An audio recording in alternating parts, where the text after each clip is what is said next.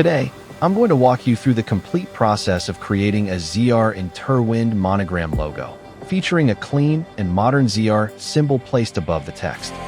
Guess my aim was off, the target's out of sight. Would I be better if I left it all behind? 'Cause we can find